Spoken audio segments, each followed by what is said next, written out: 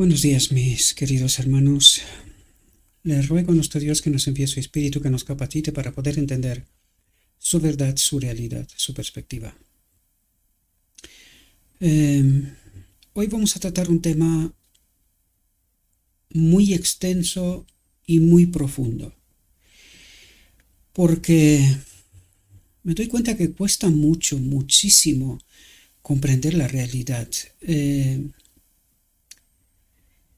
Hay una negación de profundizar, y cuando Cristo nos habla a través de lo escrito hay ciertas cosas que no queremos aceptar, porque tenemos una mejor opinión, imagen, perspectiva sobre nosotros mismos. Y no queremos profundizar en la palabra de Dios y entender hasta qué fronteras insospechadas llega el engaño, ¿verdad? Por lo tanto, hoy tenemos un tema profundo, casi en la misma línea que el anterior, dándonos una perspectiva más profunda, si cabe todavía, ¿verdad? De la perspectiva que Dios tiene, ¿verdad? Con respecto a este mundo. Y como me doy cuenta que cuesta mucho comprender la realidad, he traído unos textos de inicio para que podamos comprender el tema en toda su profundidad, ¿verdad? Ampliar, por decir de alguna manera. Bien, quiero ser honestos con vosotros desde el principio. Este es un tema largo.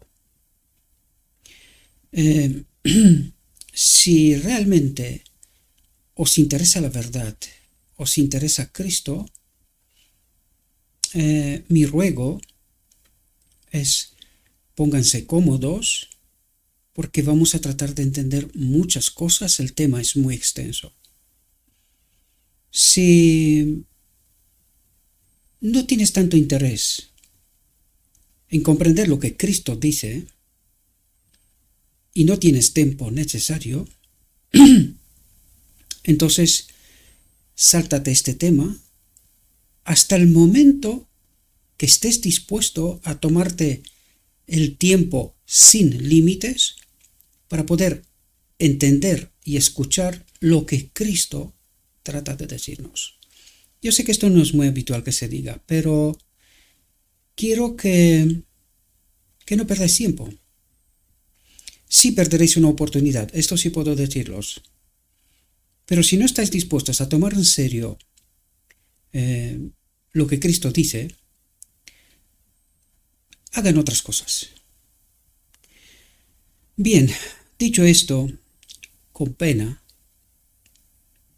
pero tengo que decirlo, porque veo mucha gente que ve muy poco, luego abandonan, luego se quejan que no entienden, luego les explicas verdades y se niegan a aceptarlas. Por eso digo, no pierdas tiempo. Haz otras cosas. Pero si te interesa la vida eterna, te interesa lo que dice Cristo, te interesa tu salvación, te interesa la verdad, entonces ponte cómodo. Toma agua o algo para beber, porque vamos a tratar muchas cosas hoy y con bastante profundidad. Bien, dicho esto, el tema de hoy: filosofía y vano engaño. Vamos a entrar en el tema porque hay mucho tema. Como os dije desde el principio, os he traído unos textos que nos tienen que ayudar a entender el meollo de la reflexión de hoy. Por lo tanto, son textos que nos tienen que ayudar a entender lo que Dios trata de decir. Y dice lo siguiente: a veces Cristo reprochaba a sus discípulos la lentitud de su comprensión. Y esta es una de las quejas que yo constantemente, de alguna manera me identifico con Jeremías, el profeta, porque, claro, le estaba diciendo a Dios: Señor, ¿por qué me mandas estos mensajes si total no quieren escuchar? Si apenas hay unos poquitos que prestan atención, la gran mayoría ni no se toman tiempo, ¿verdad? Y de ahí el mensaje de inicio, por supuesto, ¿verdad? Pues a veces Cristo reprochaba a sus discípulos la lentitud de su comprensión. Y cuidado que estamos hablando de sus discípulos, no estamos hablando de otra gente, sino de la gente más cercana a Jesús. Dice lentitud de comprensión. Esto mismo le pasa a la Laodicea, queridos. Tanta verdad hay en Cristo nuestra justicia. ¿Cuántas cosas hay que descubrir? Y la Laodicea predica tonterías, literalmente tonterías, y no entiende su mayor necesidad. Dice, ponían su poder, Cristo ponía en su poder verdades de las que apenas sospechaban su valor. ¿No os creéis que esto es una realidad solamente de los discípulos, queridos? Esto nos pasa a nosotros hoy. Cristo puso a nuestra disposición verdades que apenas sospechamos su valor. Y vez tras vez descubrimos realidades que la grandísima mayoría rechazan asumir y aceptar. Se niegan a creer que esta es su experiencia. Y desgraciadamente el tiempo pasa y no estamos haciendo la preparación que corresponde para poder acudir a la boda del Cordero. No sé qué me pasa, veo que la voz no me ayuda mucho. Llevo casi 4 horas aquí preparando este tema, os lo digo de verdad, me desperté a las 6 de la mañana y he estado aquí y me he quedado impactado yo mismo, ¿verdad?, del mensaje.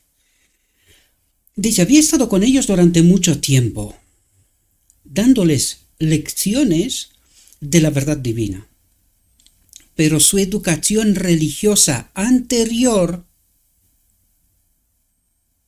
atentos, tipos antitipos, nuestra educación religiosa de la Iglesia, la interpretación errónea que habían oído que los maestros judíos daban a las Escrituras, dice, mantenían sus mentes nubladas. Y queridos, nosotros creemos que vivimos en la era de la progresión, pero igualmente como en su caso, la luz estaba con ellos. Cristo mismo estaba con ellos. No entendían. Lo mismo que en la primera generación. Cristo mismo acompañó la primera generación. No entendieron. Desgraciadamente. ¿Por qué decimos que no entendieron? 1888 es la demostración, el rechazo de Cristo nuestra justicia, de que no habían entendido todavía la verdad. Exactamente lo que Cristo reclama aquí mismo. La lentitud de su comprensión, nuestra lentitud de comprensión. Dice Cristo, atentos aquí, dice Cristo les prometió que les enviaría su espíritu. Su espíritu. Recalco esto porque cuesta mucho comprender que el Espíritu Santo es Cristo mismo, es la naturaleza divina de Cristo, queridos. Su espíritu es la naturaleza divina de Cristo. Y esto es porque no entendemos qué pasó en la encarnación. Por eso no entendemos quién es el Espíritu Santo, quién es su espíritu, quién es el Consolador. Y este es el gran problema. La no comprensión de esta realidad nos ha hecho irnos a la idolatría. Ayer mismo veía a David Gate en un sermón ulterior del primero, en donde declaró que él era testigo de que la doctrina de la Trinidad era falsa. Luego viene y dice, no, que esta no es su opinión. Qué pena, ¿verdad? Yo me pregunto, como lo dije en la reflexión anterior, principio tras principio, es derrumbado. El mismo enemigo de Dios está destruyendo este mundo porque no le queda tiempo. Si los maestros un día declaran una cosa y el día siguiente otra cosa, y ni siquiera piden perdón por su ignorancia y por hacer declaraciones tan tajantes para luego retractarse, ¿en quién hay que confiar? No es el único caso, Esteban Bor también lo hizo también en su día. ¿En quién hay que confiar, queridos? Y dicen que son maestros. Si no entiendes la verdad, ¿eres maestro de qué? Con pena digo esto, mis queridos hermanos, porque son gente a las que durante años, muchísimos años, he seguido y alguna vez veo algunos materiales de ellos. Pero últimamente, queridos, me quedo asombrado. Asombrado. No es porque no es nuestra naturaleza humana que podamos equivocarnos. Todos podemos equivocarnos. Pero la demostración de arrepentimiento es que pedimos perdón y reconocemos nuestros errores. Es así como tiene que funcionar esto. De otro modo, no es Cristo el que nos acompaña, sino un otro espíritu. Y hoy, de nuevo, vamos a ver estos principios y mecanismos, cómo funcionan, ¿verdad? Dice, Cristo les prometió que les enviaría su espíritu, su naturaleza divina, ¿verdad? Dice que les recordaría sus palabras como verdades olvidadas, que existen, que están en la palabra de Dios, pero que no están identificadas bien, están mal interpretadas, como dice aquí, pero su educación religiosa anterior, la interpretación errónea que habían oído que los maestros judíos daban a las escrituras, mantenían sus mentes nubladas. Esto mismo pasa hoy, queridos. Y nosotros nos negamos, porque creemos, igual que ellos, que estamos en posesión de la verdad. Nosotros somos el pueblo escogido. Siempre lo he preguntado, ¿escogidos para qué, queridos? Literalmente entendemos ¿para qué? Él os enseñará todas las cosas, dijo Cristo, y os recordará todo lo que os he dicho.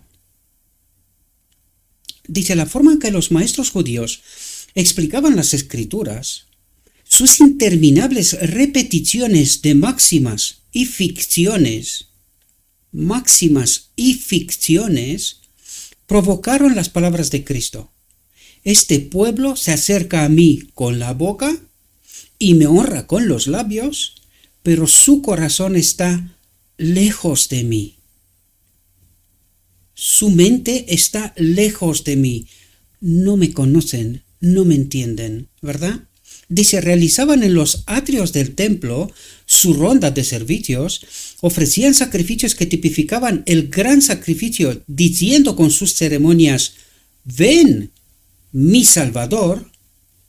Sin embargo, Cristo, aquel a quien todas esas ceremonias representaban, estaba entre ellos y no querrían reconocerlo ni recibirlo.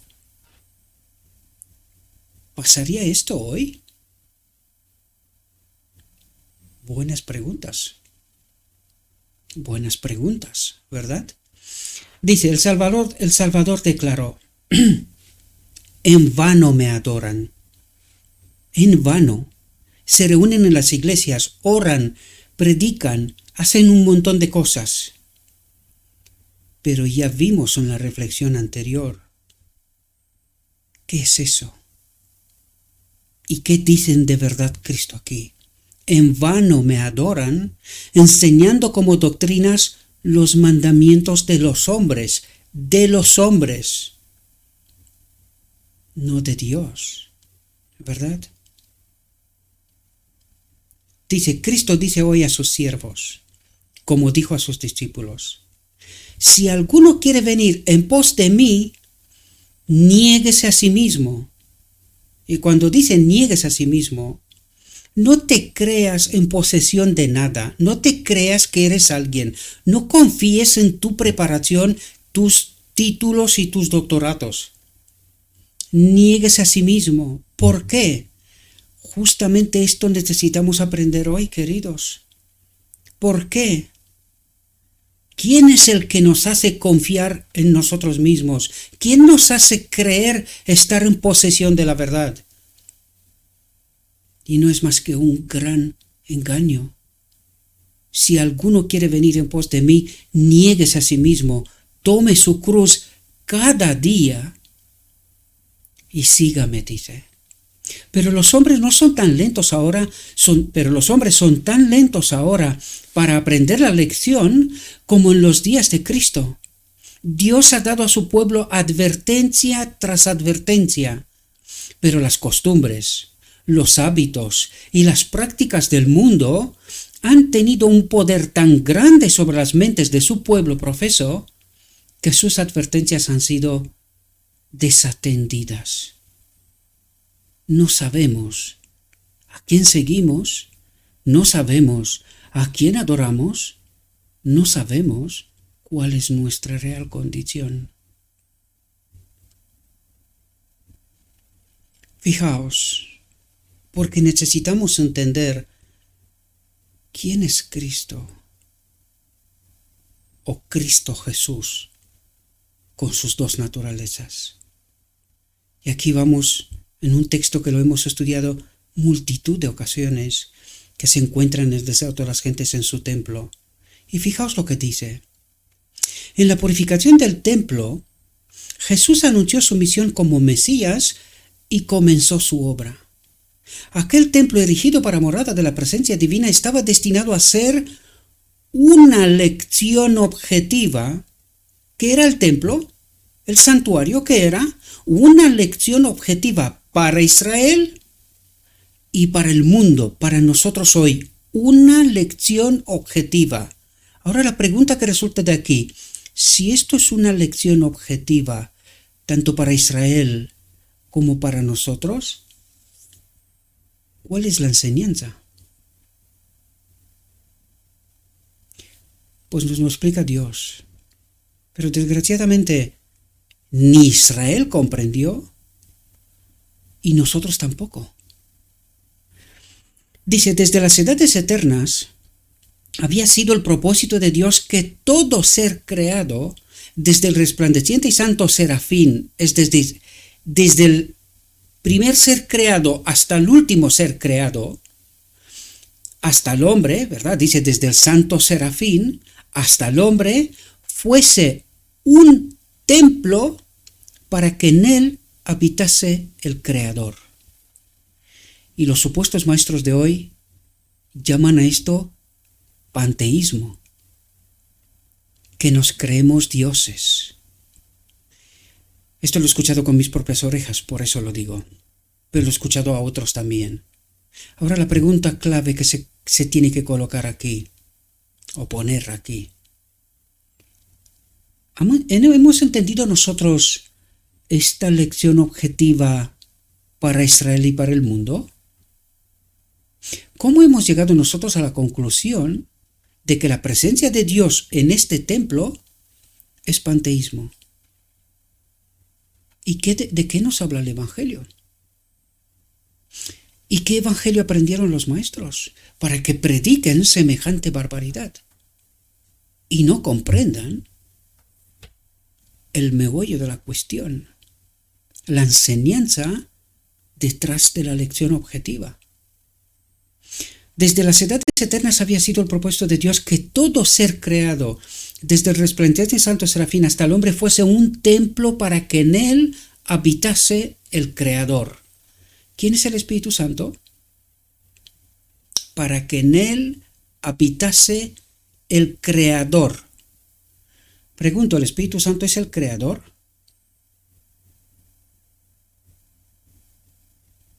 Buena pregunta. Las orejas grandes como de elefante, ¿verdad? ¿El Espíritu Santo es el Creador?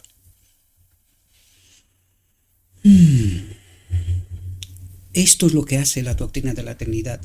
Nos deja sin saber contestar, mientras tenemos la verdad. ¿verdad? Dice, a causa del pecado, la humanidad había dejado de ser templo de Dios. ¿A causa de qué? Del pecado, la humanidad había dejado de ser templo de Dios. Ensombrecido y contaminado por el pecado, por la separación de Dios, el corazón del hombre, la mente, el carácter del hombre, no revelaba la gloria del ser divino. ¿Qué es la gloria que tenía Adán en Edén? El carácter, la presencia del Creador en este templo, de Cristo mismo. ¿Quién creó todas las cosas? Cristo. ¿Al mando de quién? Del gran arquitecto, el Padre. ¿Quién es el Creador? Cristo. Entonces, ¿quién es el Espíritu Santo? ¿O quién es su Espíritu? Conforme con el primer texto que leímos. ¿Y cómo encaja esto en la doctrina de la Trinidad? ¿Entiende la Odisea que está en idolatría? ¿Engañada? Dice, atentos. Dice, pero por la encarnación del Hijo de Dios. ¿Por qué por la encarnación? ¿Qué pasó en la encarnación? Por la encarnación del Hijo de Dios se cumple el propósito del cielo. ¿Qué propósito tiene el cielo? ¿Qué ocurre en el día de la expiación? El hombre es unido de nuevo a la gloria de Dios, a su Creador. Y esta es la expiación. El hombre, en la boda del Cordero, es unido de nuevo con su Creador. Pero dice, pero por la encarnación del Hijo de Dios se cumple el propósito del cielo. ¿Cómo que por la encarnación? ¿No por la cruz? Claro. Porque nosotros no entendemos qué pasó aquí. Aquí no entendemos nosotros que Cristo se despoja de su naturaleza divina y se hace hombre. Y que en este hombre, en el hombre, Cristo Jesús, es colocada la plenitud de la divinidad. ¿Cuál es la plenitud de la divinidad? Este espíritu, su naturaleza divina de la cual se despoja y se vuelve a poner en el hombre Cristo Jesús. Antes era uno igual a Dios, ahora es uno igual al hombre, en el cual habita la plenitud de la divinidad, que es el Padre en él, el Espíritu Santo, la naturaleza divina. ¿Entendemos la lección objetiva? ¿Entendemos de lo que nos está hablando Dios? ¿Quién es Cristo y quién es el Espíritu Santo? ¿Y por qué por la encarnación del Hijo de Dios se cumple el propósito del cielo? Se paga el precio por el pecado y el hombre puede ser unido de nuevo. Cuando decimos el hombre, estamos hablando Cristo. En el modelo se cumple el propósito del cielo. En el hombre, Cristo Jesús, es unido de nuevo a la divinidad. Se hace la expiación. Y por eso nos habla esto aquí. Porque nosotros no entendemos bien la profundidad de lo que Dios trata de decirnos. Y un otro, desde el trono del lugar santo, nos ha desviado, nos ha engañado, nos ha dirigido la atención en otras partes, enseñándonos apostasía, ¿verdad? Pero por la encarnación del Hijo de Dios se cumple el propósito del cielo. Atentos, Dios mora en la humanidad. ¿Quién es Cristo? ¿Quién era el templo, el santuario? ¿A quién representaba el santuario? A Cristo en primer lugar. ¿Y por qué el hombre estaba invitado a entrar en el santuario?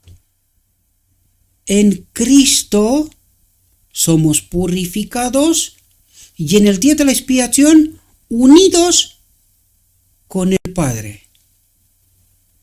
Dios mora en Cristo. y mediante la gracia salvadora. ¿Qué es la gracia salvadora? Pues nos lo ha contado antes, pero por la encarnación del Hijo de Dios, que se despoja de sí mismo, esta es la gracia salvadora, el sacrificio para la expiación. ¿Comprendemos? Dice, y mediante la gracia salvadora, el corazón del hombre, la mente del hombre, el carácter del hombre, vuelve a ser su templo. Que esto es lo que viene a enseñarnos el lugar santísimo, el arca del pacto, que está aquí. ¿Qué nos dice los textos que leímos hace 2 reflexiones? Escribiré la ley en tu mente, ¿verdad? Pues de esto nos habla. Pregunto, ¿ha entendido la Laodicea la lección objetiva? Sí. Dice, pero los judíos no habían comprendido el significado del edificio que consideraban con tanto orgullo. No se entregaban a sí mismos como santuarios del Espíritu Divino.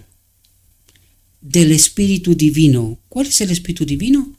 Dios mora en la humanidad. Dios mora en el modelo, en Cristo. El Padre habita en Cristo, el Espíritu Divino. ¿Quién es el Espíritu Santo? ¿Entendemos la profundidad de este mensaje, queridos? El texto es mucho más amplio, tenéis la referencia, os invito a que vayáis a estudiar a continuación. Nos explica lo que hace Cristo en el día de la expiación y cómo culmina su obra. Otro texto específico para la Odisea. Fijaos lo que nos dice. La vida eterna solo se obtiene comiendo la carne y bebiendo la sangre del Hijo de Dios. Cuando los fariseos escucharon esta revelación, enloquecieron. Lo querían matar. ¿Quién puede escuchar semejante barbaridad?, decían ellos. ¿Y qué dice la Odisea? ¿Comprende la profundidad de este texto, de este mensaje? Dice, la vida eterna solo se obtiene comiendo la carne. ¿Qué es la carne de Cristo? ¿Sabéis? Aquí nos habla en realidad de los 2 símbolos que tienen los gentiles. La Santa Cena, el pan y el mosto. Pero la pregunta clave es, ¿entiende la Odisea el símbolo? ¿O le pasa igual que a los judíos con el santuario? Recuerden que leímos antes, ¿verdad? Dice, pero los judíos no habían comprendido el significado del edificio, del santuario, del templo, que consideraban con tanto orgullo. Pregunto, ¿la Odisea entiende los símbolos entregados a sí mismo? ¿A ella? ¿No entiende? ¿Qué es la carne de Cristo? Es la verdad, es el Evangelio, queridos. Esto es la carne de Cristo, es el Evangelio. ¿Y qué es la sangre?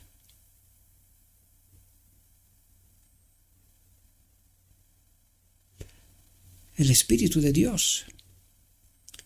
La palabra y el Espíritu son los 2 símbolos entregados a los gentiles, sobre todo a la Odisea. ¿Entiende sus símbolos? ¿Entiende la necesidad de comer la palabra y beber el Espíritu? ¿Entiende bien los símbolos? Dice, Cristo declaró, de cierto os digo, el que cree en mí. Esto parece una pregunta obvia, ¿no?, que se contesta solita. Vais a ver que no. No por nada os he traído estos textos. El que cree en mí tiene vida eterna. Yo soy el pan vivo que he descendido del cielo. Si alguno comiera de este pan, vivirá para siempre, dice. Si alguno come de la verdad, comprende la verdad, se santifica en la verdad, se purifica de toda falsa doctrina a través de la verdad, ¿verdad? Dice, vivirá para siempre. Y el pan que yo daré es mi carne, la cual yo daré por la vida del mundo, dice. Yo daré por la vida del mundo. Dice, el que come mi carne y bebe mi sangre, tiene vida eterna. El que tiene la verdad, el que se ha santificado en la verdad, el que se ha purificado de toda falsa doctrina y se ha nutrido, se ha llenado del Espíritu, recuerden la preparación para la boda del Cordero, la ropa blanca, el carácter, ¿verdad? Pero esto no antes de entender la verdad, no antes de hacer una elección, ¿verdad? Dice, el que come mi carne y bebe mi sangre tiene vida eterna, y yo le resucitaré en el día postrero. Porque mi carne es verdadera comida y mi sangre es verdadera bebida. El que come mi carne y bebe mi sangre, dice, en mí permanece y yo en él. Somos una con Cristo. Y cuando somos una con Cristo, ¿qué es lo que hace Él en el día de la expiación? Nos purifica y nos presenta, nos une con el Padre, ¿verdad? Dice, el Espíritu, la sangre, el Espíritu es el que da vida. La carne, nuestra carne, nada aprovecha. Nosotros, sin el Espíritu de Cristo, somos muertos. Y eso es lo que trata de explicarnos. Bien, habiendo entendido esto, y más que os toca estudiar, vamos a entrar en nuestra reflexión y veamos de qué nos habla Dios y qué consecuencias tiene el creer en este Cristo o no. Ser engañado, ¿verdad? Filosofía y vano engaño. Fijaos lo que nos dice. Se me ha mostrado que debemos estar protegidos por todos lados y resistir con perseverancia las insinuaciones y las artimañas de Satanás. Se ha transformado en un ángel de luz y está engañando y llevando cautivos a miles de personas. Dice, las ventajas que saca de la ciencia de la mente humana son tremendas. Recuerde que estamos hablando del espiritismo. De hecho, si os vais a la referencia, vais a ver que este tema en realidad es previo al tema que ya hemos tratado. Pero quería tratar primero aquel tema para que podamos entender con toda su dureza lo que significa el espiritismo y hasta dónde llega, para que luego podamos entender cómo de amplio es todo esto, porque en realidad empieza de aquí y termina con aquello. Nosotros lo hicimos al revés. Y ahora entendemos cómo de amplio es ese tema del espiritismo y qué implicaciones tiene para nosotros, ¿verdad? Dice, las ventajas que saca de la ciencia de la mente humana son tremendas. Aquí, como una serpiente, quiero que estéis atentos y espero que sabéis que el símbolo de la serpiente, ¿quién es? ¿Verdad? Dice, aquí como una serpiente se arrastra imperceptiblemente para corromper la obra de Dios. Es decir, Dios obra, pero alguien se mete por medio y la pervierte, la corrompe. Y espero que estéis atentos a todo lo que os estoy contando porque llegará un momento donde necesitamos entender, por fin os explicaré lo de Moisés y su vara, ese patrón en donde los milagros y la obra de Cristo, aquí como una serpiente se arrastra imperceptiblemente para corromper la obra de Dios. Es decir, Dios obra y el enemigo se intromete de por medio y pervierte esta obra, ¿verdad? Le da otro sentido. Dice, los milagros y las obras de Cristo los convierte en humanos. Los milagros y las obras de Cristo los convierte en humanos, dice. Si Satanás hiciera un ataque abierto y audaz contra el cristianismo, llevaría al cristiano en angustia y agonía a los pies de su Redentor. Y el fuerte y poderoso libertador espantaría al audaz adversario. Pero Satanás, transformado en ángel de luz, trabaja sobre la mente, batalla de Armagedón, trabaja sobre la mente para desviar del único camino seguro y correcto, para desviar de Cristo. Recuerden los textos que hemos leído y no se olviden, porque este tema va de Cristo, queridos, pero del Espíritu sobre todo. Dice, las ciencias de la frenología, la psicología y el mesmerismo han sido el canal a través del cual Satanás ha llegado más directamente a esta generación. ¿Cuál generación? La primera.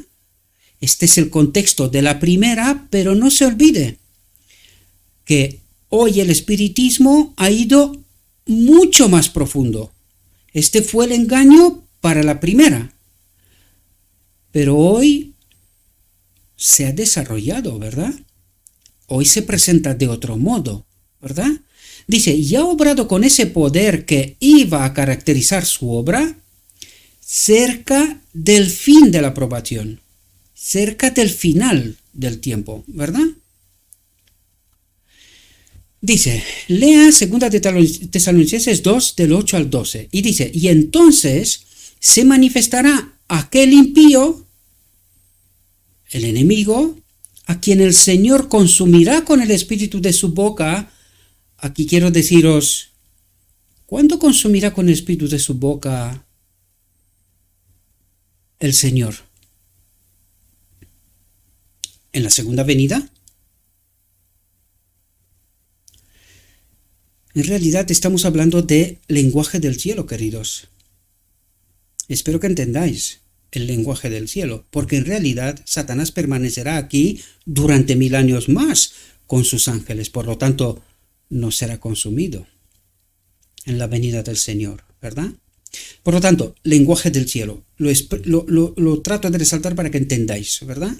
A quien el Señor consumirá con el espíritu de su boca y destruirá con el resplandor de su venida. Aquel cuya venida es por obra de Satanás con todo poder y señales y prodigios mentirosos y con todo engaño de iniquidad en los que se pierden, por cuanto no recibieron el amor de la verdad para ser salvos.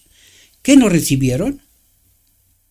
No comieron la carne de Cristo, la palabra de Dios, la verdad, y no recibieron el amor, el Espíritu.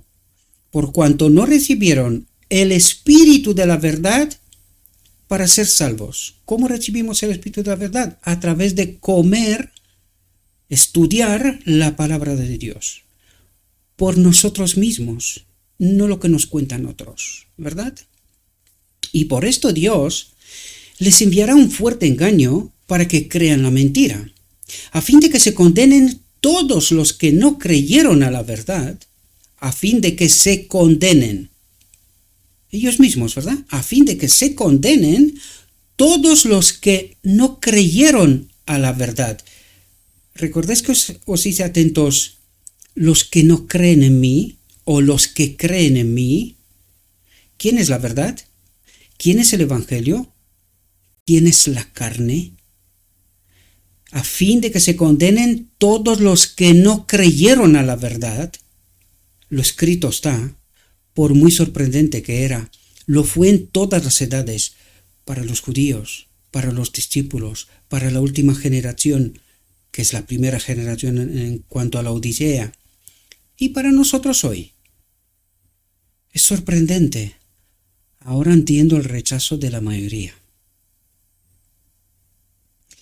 ¿Por qué rechazan?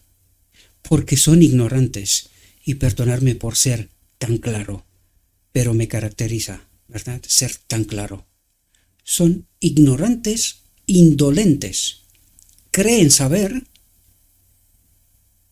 pero están engañados. Y lo peor, ni siquiera quieren escuchar. O si escucharían, Si comerían la carne de Cristo, se llenarían del Espíritu también y entenderían. Pero dijo Cristo, los ladrones, véase la cruz, las prostitutas, los borrachos y otros se arrepentirán y serán salvos. Y los supuestos sabios de este siglo tendrán la misma suerte que los judíos. Desgraciadamente, porque no están dispuestos a creer en este Cristo. Desgraciadamente lo digo. Dice, y por esto Dios les enviará un fuerte engaño para que crean la mentira, a fin de que se condenen todos los que no creyeron a la verdad, sino que se complacieron en la injusticia. Doctrina de la Trinidad y todo lo que de ella resulta, la naturaleza de Cristo destruida por completo, no se entiende, porque claro, cuando crees en la Trinidad y el Espíritu Santo es un otro Dios, y no tenemos ni idea, o sea, tenemos el santuario, vemos la mesa de los panes, 2 coronas, 6 filas de pan representando al Padre, 6 filas de pan representando al Cristo, 2 coronas, ¿quién es la divinidad? El Padre y Cristo, y enfrente la herramienta a través del cual obra la divinidad, el Espíritu Santo, la lámpara, ¿verdad? Con 7, el sábado, mucho significado ahí, pero no hay ninguna corona. Y no entendemos. Nosotros decimos, la lámpara es un otro Dios. Y enfrente de la lámpara hay una mesa con 2 coronas, símbolo de regalidad, de rey. ¿Verdad? De rey. Y está el Padre y Cristo ahí simbolizado. ¿Y dónde está el Espíritu Santo? ¿Dónde está su corona si es un otro Dios? Magistral engaño, ¿verdad? Alguien se está suplantando, ¿verdad? Trata de engañarnos. Dice, ¿lo leímos? Satanás ha llegado sin ser percibido a través de estas ciencias y ha envenenado las mentes de miles de personas y las ha llevado a la infidelidad. Se complace en que se difundan ampliamente. Es su propio plan, trazado por él mismo, para tener acceso a las mentes. Batalla del Armagedón, lo vuelvo a repetir hasta que se asume esta realidad. Esta es la batalla, por nuestra mente, e influir en ellas como le plazca. Dice, y mientras se cree que una mente humana afecta tan maravillosamente a otra, ¿cómo ha sido engañada la Odisea? ¿Y cómo ha obrado Satanás en toda la historia de la humanidad? ¿Qué creían los fariseos, saduceos y los del tiempo de los judíos? Los maestros, que están en posesión de la verdad. ¿Qué les dijo Cristo? Vuestro padre es Satanás. ¿Qué nos contó de la Odisea? ¿Qué nos dice el Carmel? Que es la representación de la Odisea del tiempo final. ¿Qué nos cuenta Carmel? ¿Cómo obra el enemigo? Y dice, y mientras se cree, ¿qué es lo que cree la iglesia? No toquéis a los maestros. No toquéis a los maestros. Y la iglesia. Esto me recuerda a 1888, ¿verdad? ¿Dónde está nuestra fe depositada? Y mientras se cree que una mente humana afecta tan maravillosamente a otra, Satanás, listo a la mano, se insinúa y trabaja a la derecha y a la izquierda. Cuidado, derecha e izquierda. ¿Cómo son las elecciones? Cuando se elige a la derecha, cuando se elige a la izquierda. ¿Y quién las maneja? Interesante pensamiento, ¿verdad? O realidad, mejor dicho. Dice, y mientras los que se dedican a estas ciencias las alaban hasta el cielo. Perdona, que ahora me da el espíritu. La derecha y la izquierda también están en la iglesia. A la liberal, a la conservadora. ¿verdad? También está en la iglesia. Y dice, Satanás listo a la mano se insinúa y trabaja a la derecha y a la izquierda. O sea, nos engaña a todos. ¿Y entendemos esto? Pues yo diría que no, porque la realidad nos dice que estamos engañados. Otra cosa es que no la creemos, que rechazamos creerlo. Bueno, esto no es nada nuevo. Le pasó a Israel también, ¿verdad? Dice, y mientras los que se dedican a estas ciencias, ¿qué ciencias? Teología, conocer a Dios. Nosotros tenemos la verdad. ¿Quién es la verdad? Cristo, Dios. Nosotros tenemos a Cristo. Eso es lo que te quiere decir. Y esto es una ciencia. Nosotros lo convertimos en una ciencia. Bueno, Satanás en realidad. Nosotros solo le creímos y le seguimos, ¿verdad? Dice, y mientras los que se dedican a estas ciencias las alaban hasta el cielo, no toquéis a los maestros. Por las grandes y buenas obras que afirman que se realizan por medio de ellas, están acariciando y glorificando a Satanás. ¿De verdad? Pues no lo afirmo yo, queridos. Abran los ojos, los oídos, entiendan y dejan de defender la falsa iglesia y al falso maestro. Cristo es la iglesia, Cristo es el maestro. Y de esto va esta reflexión en realidad. Dice, por las grandes y buenas obras que afirman que se realizan por medio de ellas, están acariciando y glorificando al mismo Satanás, que entra y obra con todo poder y señales y maravillas mentirosas, con todo el engaño de la injusticia o de la falsa verdad. Eso es lo que significa, ¿verdad? La falsa doctrina. Fijaos, aquí está la clave. Fijaos lo que nos dice este texto. Dice, dijo el ángel. Observa su influencia, dice. La obra de Satanás, ¿verdad? Dice, observa su influencia. La controversia entre Cristo y Satanás no ha terminado todavía.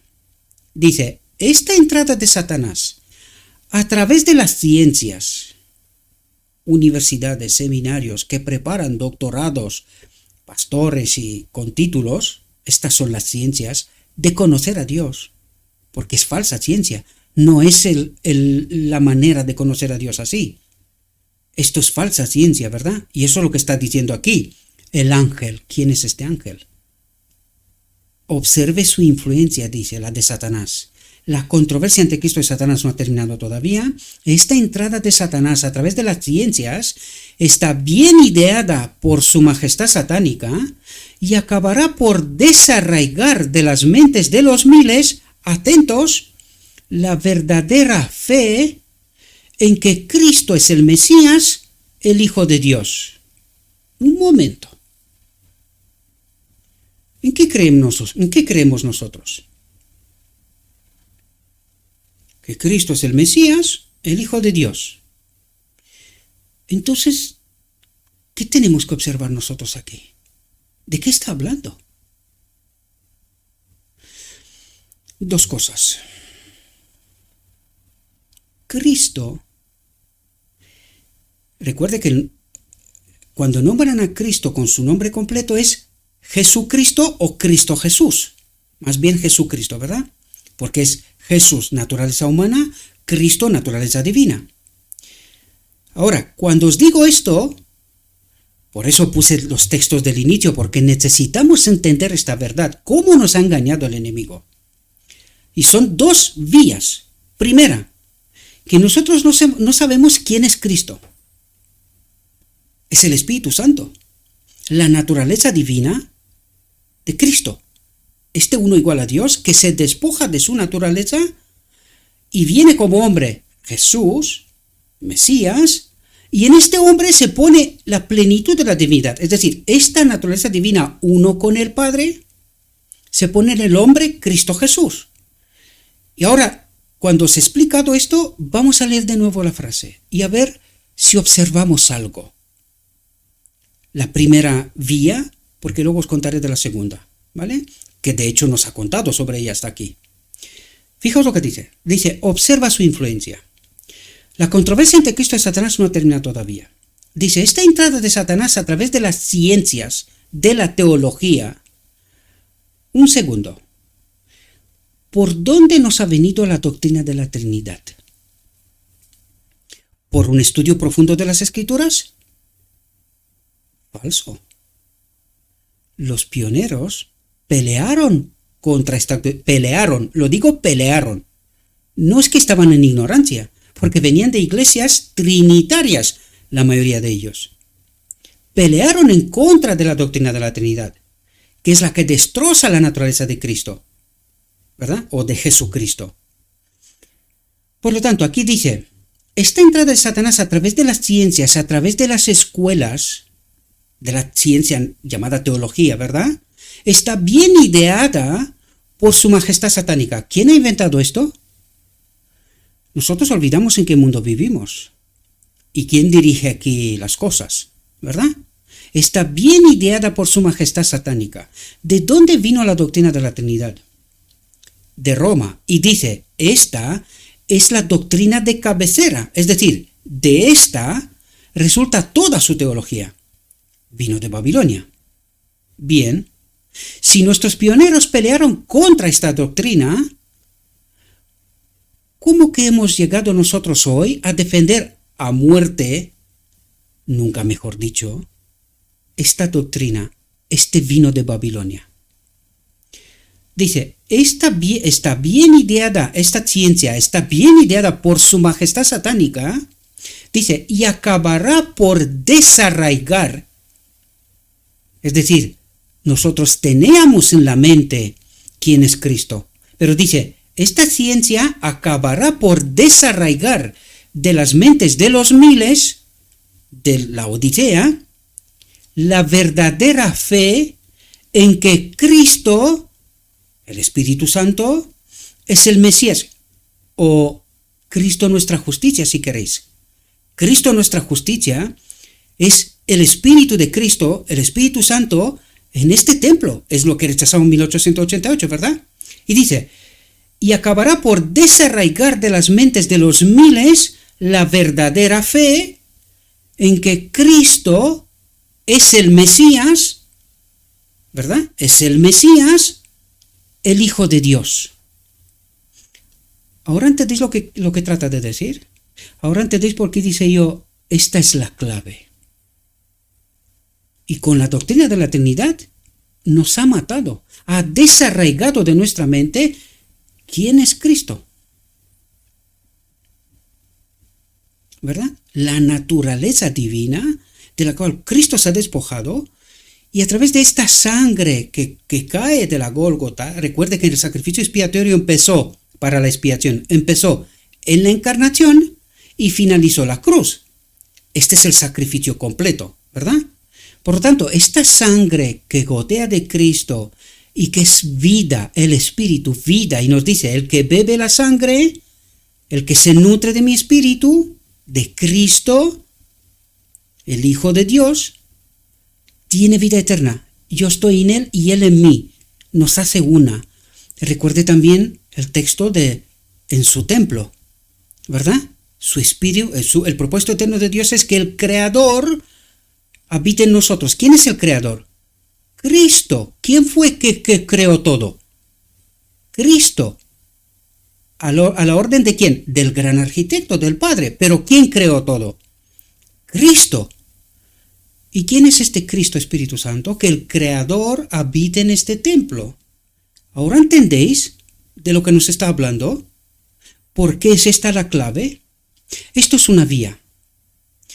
La segunda vía es que nosotros, al no saber quién es este Cristo, el Espíritu Santo, quién es, nosotros no le damos importancia. La grandísima mayoría de la gente no tiene ni idea de quién es.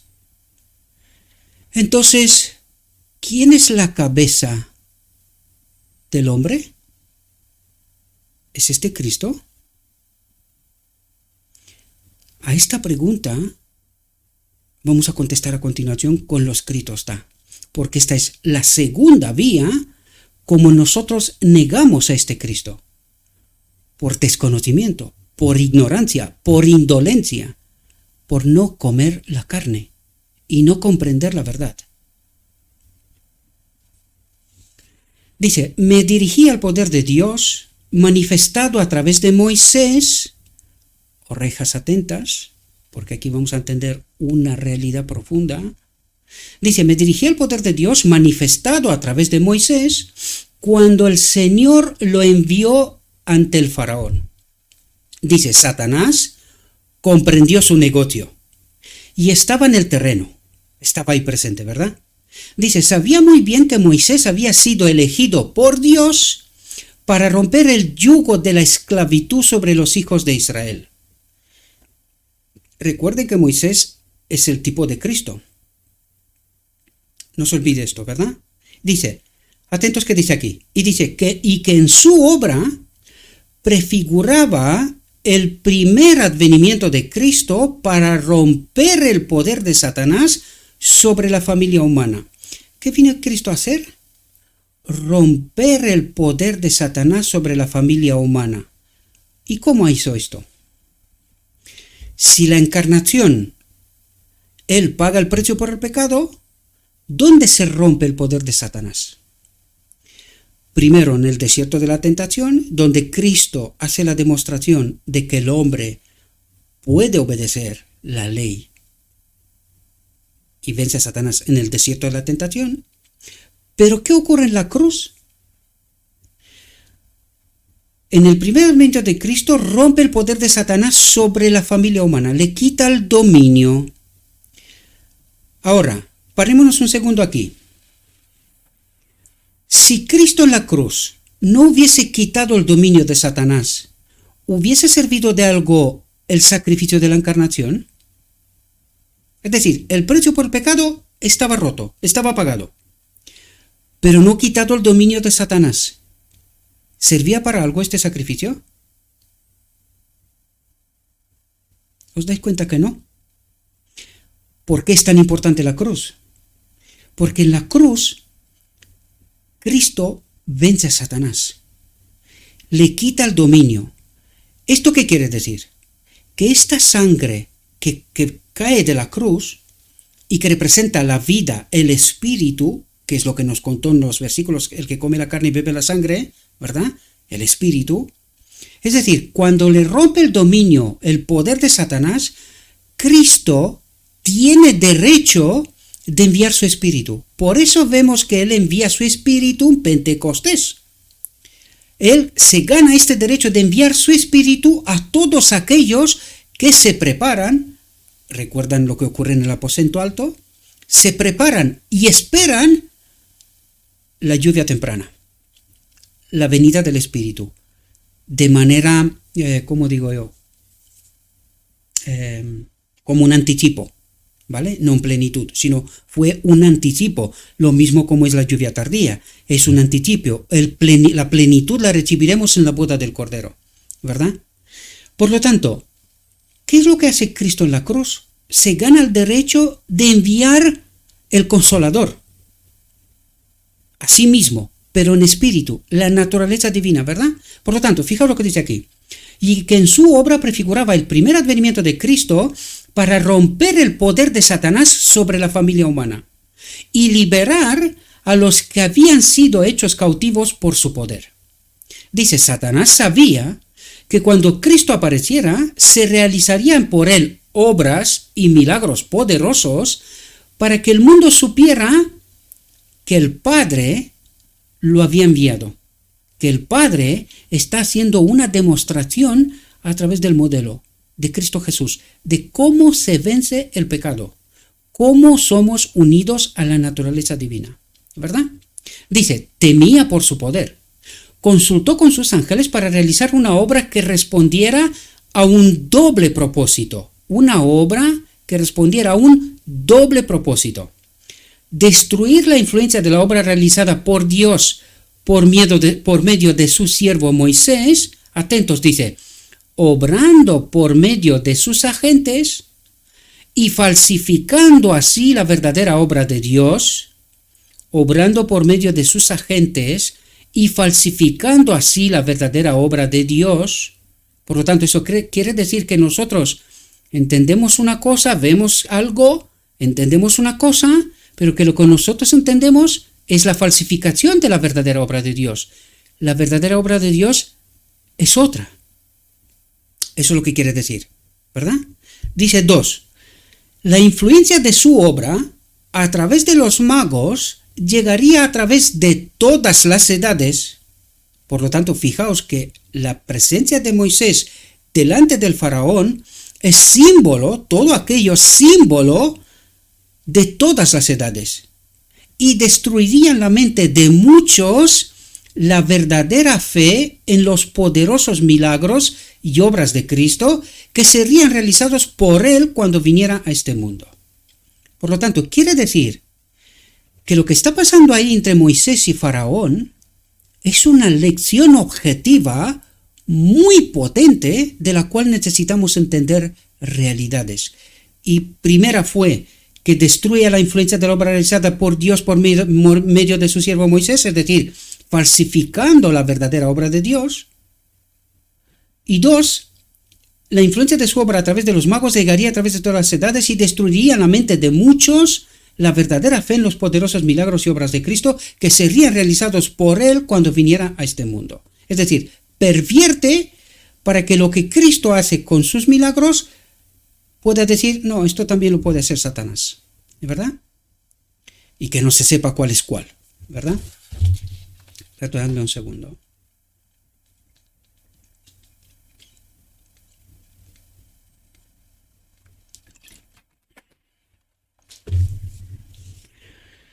Dice, sabía que su reino sufriría, pues el poder que ejercía sobre la humanidad quedaría sometido a Cristo. Por lo tanto, tenía que hacer lo que fuera para que nosotros no entendamos la obra de Cristo, ¿verdad? Dice, no fue ninguna influencia o poder humano que Moisés poseyera. No había ningún poder en Moisés, en él mismo, ¿verdad? Sino, dice, que obraran las mentes lo que produjo esos milagros ante el faraón. Dice, fue el poder de Dios. Estas señales y prodigios fueron realizados por medio de Moisés para convencer al faraón de que el gran yo soy lo envió a ordenar al faraón que dejara ir a Israel para que le sirviera. Dice, y estar atentos aquí, dice, el faraón llamó a los magos para que trabajaran con sus encantamientos. También mostraron señales y prodigios, pues Satanás acudió en su ayuda del faraón, realizando milagros a través de los magos, engaños, encantamientos, ¿verdad? Dice, para obrar a través de ellos. Dice, sin embargo, incluso aquí, la obra de Dios se mostró superior al poder de Satanás, pues los magos no pudieron realizar todos esos milagros que Dios realizó a través de Moisés. Solo pudieron hacer algunos de ellos. Dice, las varas de los magos se convirtieron en serpientes. Pero fijaos qué ocurre aquí. Dice, pero la vara de Aarón se tragó las suyas. Aquí necesitamos entender una realidad. ¿Qué nos dijo Satanás antes? Que él haría que la obra de Dios sea pervertida y que sea en realidad su obra, pero que parezca que es la obra de Dios. Bien. Ahora, ¿qué necesitamos entender aquí? Porque aquí hay un patrón potente. La vara de Aarón en las manos de Moisés representa, recuerden, el arca del pacto, ¿verdad? La vara de Aarón estaba ahí también. Y la maná, ¿no? Por lo tanto, ¿qué es la vara de Aarón?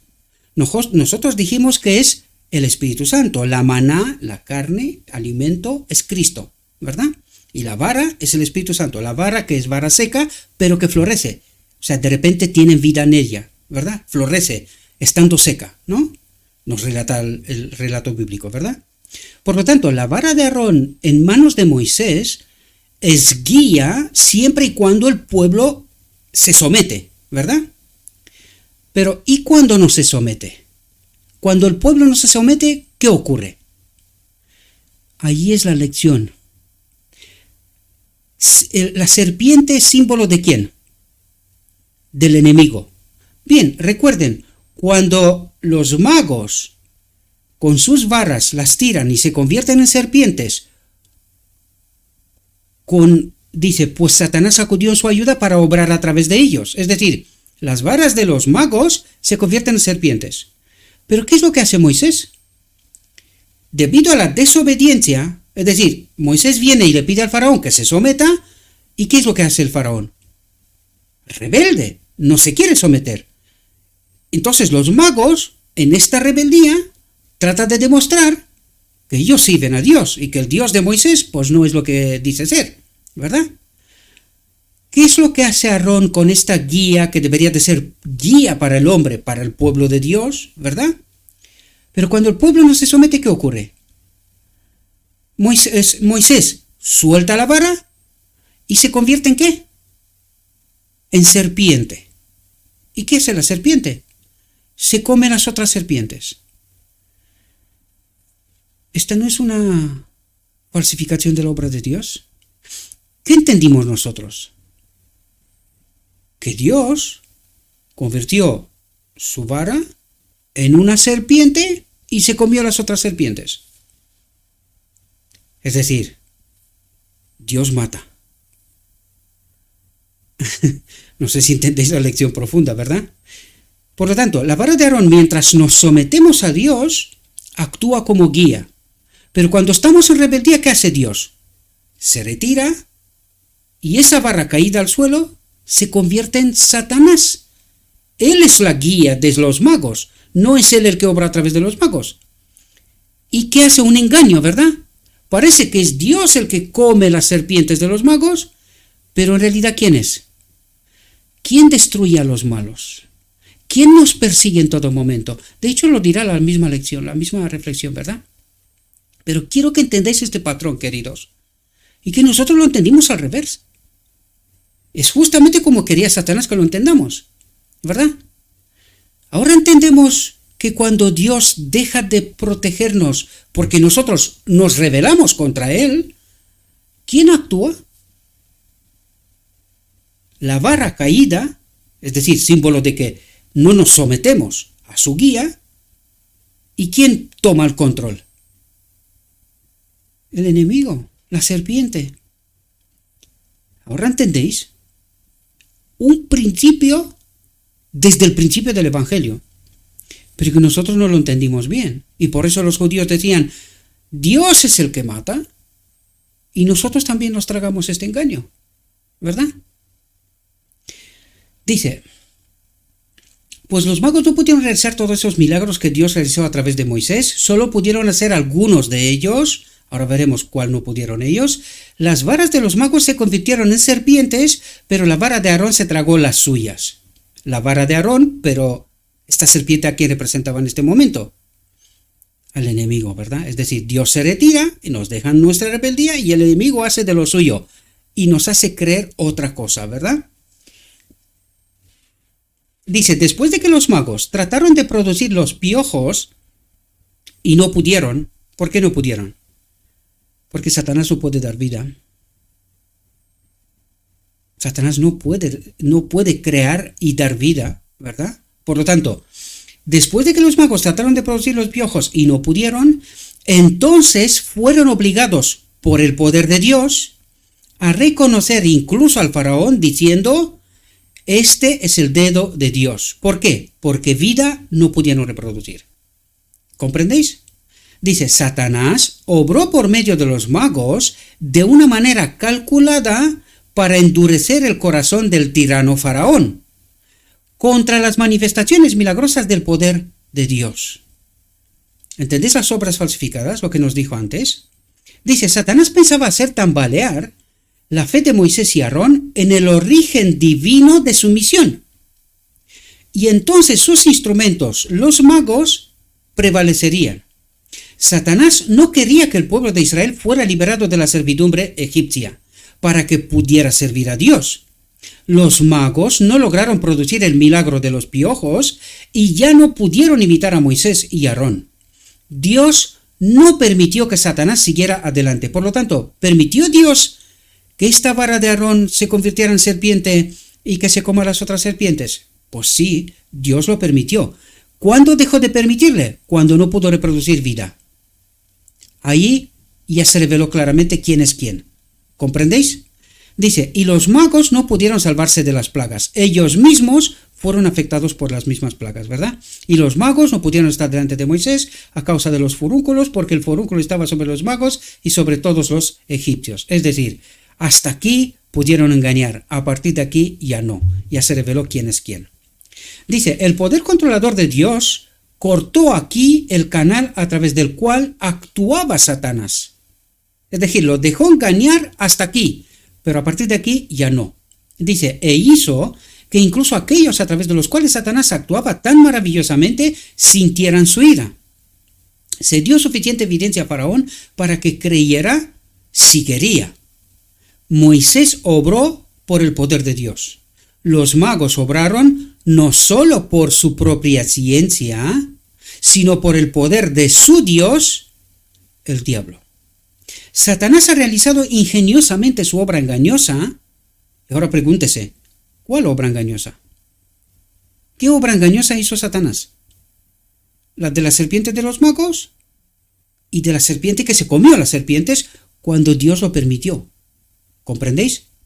Por lo tanto, los magos obraron no solo por su propia ciencia, sino por el poder de su Dios, el diablo. Satanás ha realizado ingeniosamente su obra engañosa al falsificar la obra de Dios. ¿Cómo falsificó la obra de Dios? Pues os lo acabo de explicar. ¿Y entendéis cuál es la obra del enemigo? ¿Del engaño? Y que parezca que es Dios el que hace estas cosas. ¿Os dais cuenta? Bien, dice, a medida que nos acercamos al final del tiempo, la mente humana se ve más fácilmente afectada por las artimañas de Satanás. Más fácilmente afectada por las artimañas de Satanás. Dice, lleva a los mortales engañados a explicar las obras y los milagros de Cristo sobre principios generales, pero no entra en detalles, sobre principios generales. Es más fácil de engañar así, pero no entra en detalles, ¿verdad? Dice, Satanás siempre ha ambicionado falsificar la obra de Cristo y establecer su propio poder y sus pretensiones. Por lo general, no lo hace abierta y audazmente. Es astuto y sabe que la manera más eficaz de realizar su obra es venir al pobre hombre caído en forma de ángel de luz, en forma de maestro de Israel. Porque como es maestro de Israel, tiene preparación, tiene título, tiene lo que sea, pues es más fácil de aparecer en forma de ángel de luz, de maestro, ¿verdad? Ellos saben. Lo digo de principio, ¿verdad? Yo no estoy condenando a nadie, simplemente trato de explicar lo escrito está, ¿verdad?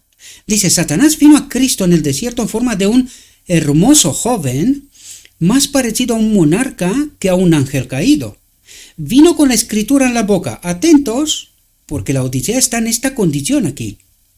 Delante del trono del lugar santo, y desde allí se le da luz, pero sin poder. Recuerde la visión de los dos tronos, ¿verdad? Dice, vino con la escritura en la boca. Dijo, está escrito. Nuestro sufriente Salvador le sale al encuentro con la escritura diciendo, está escrito. Ups. ¿Y qué nos contaba la visión de los dos tronos?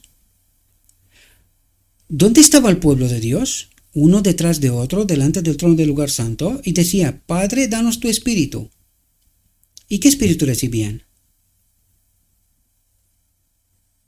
Está escrito bien en los dos, ¿verdad?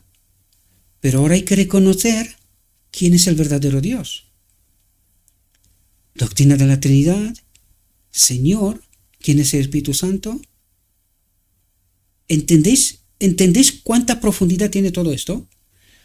Ahora podéis entender la reflexión anterior que, tanto rechazo despertó, y no me refiero al pequeño grupo que es fiel al ministerio, sino porque se dejó de compartir. Todos los vídeos anteriores llegaron casi a 300 visualizaciones. Aquel apenas llegó a 50. Es decir, lo vieron los fieles y poco más. ¿Por qué? Porque no se lo creyeron. Pero ¿entendéis de lo que nos está hablando Dios aquí?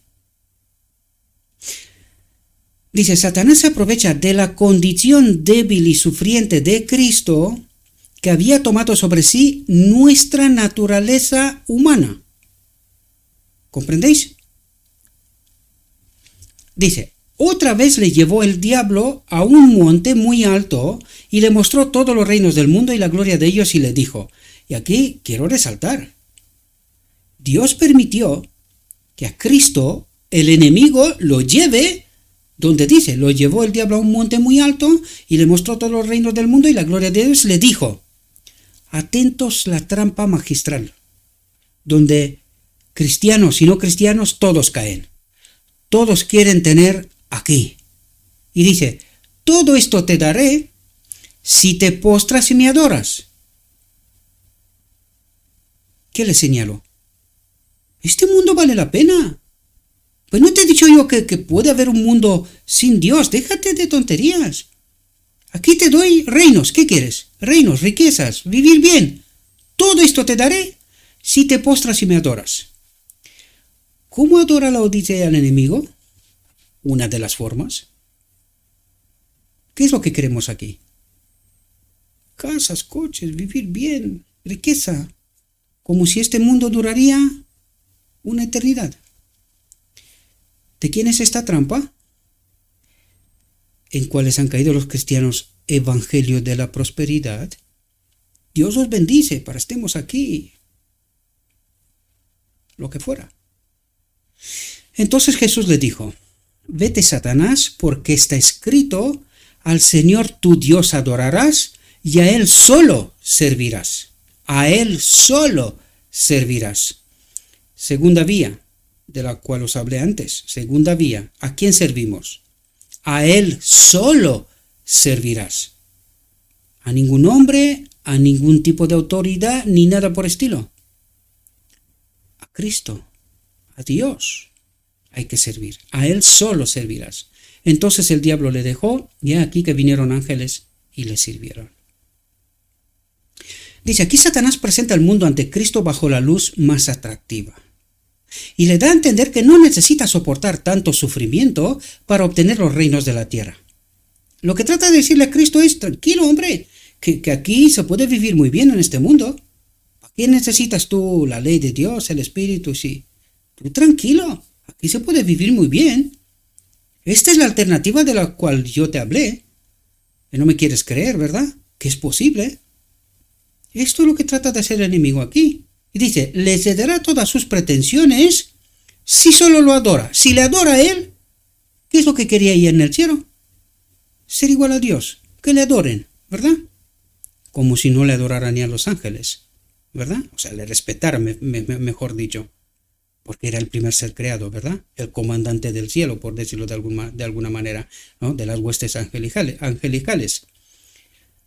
Le cederá todas sus pretensiones si solo lo adora. Si solo lo adora y ya se ha separado de Dios, aquí se quedaría.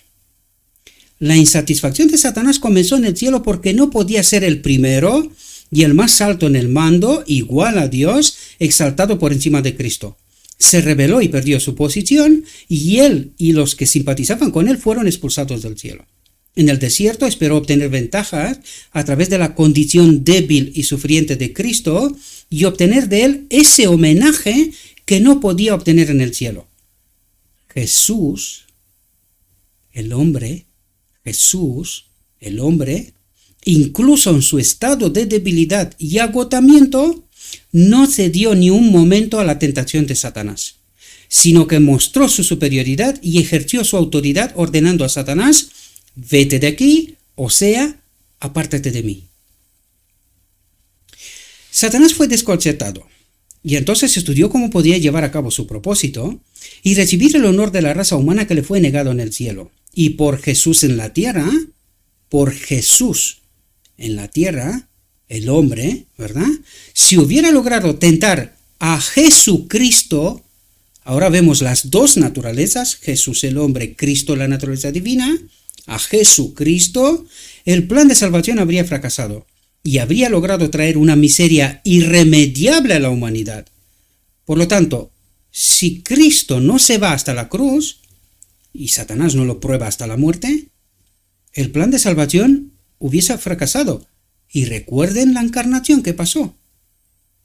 Cristo, uno igual a Dios, se convierte en hombre, es decir, renuncia a su ser uno igual a Dios, a su divinidad, a su naturaleza, se convierte en hombre y se hubiese quedado aquí si el plan de salvación no hubiese ido hasta el final, hasta la cruz, ¿verdad?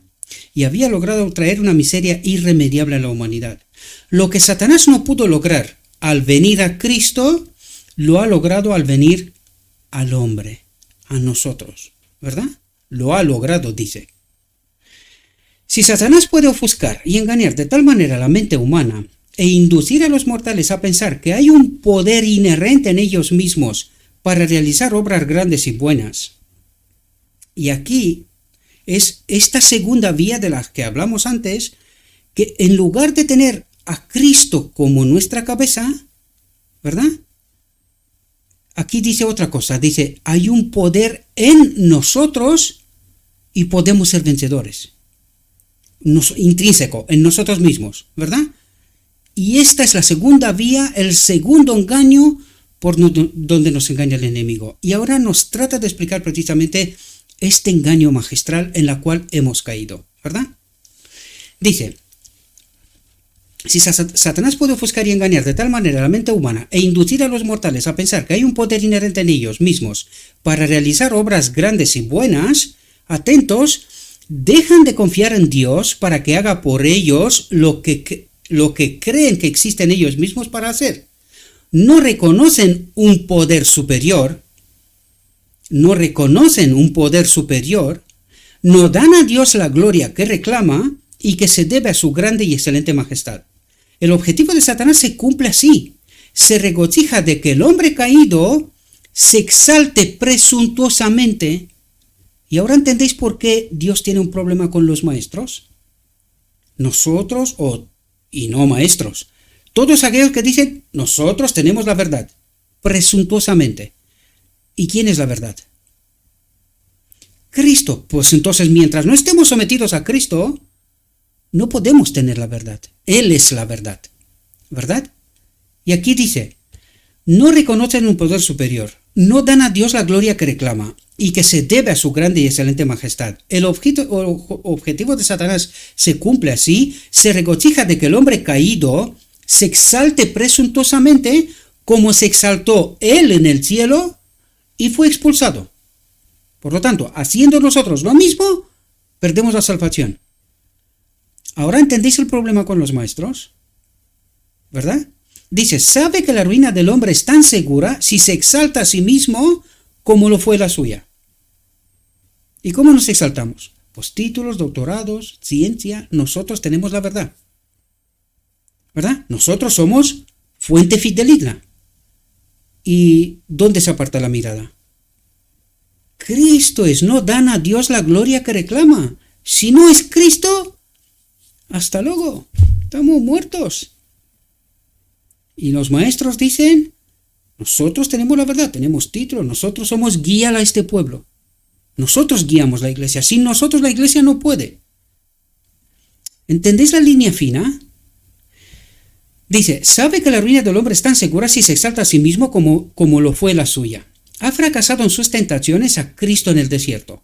El plan de salvación se ha llevado a cabo. Se ha pagado el caro precio de la redención del hombre. Se ha pagado el caro precio de la salvación de la redención del hombre.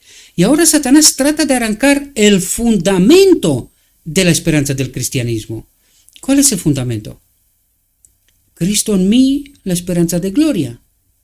¿Comprendéis? El Espíritu, Cristo en mí, la esperanza, la naturaleza divina, la esperanza de gloria.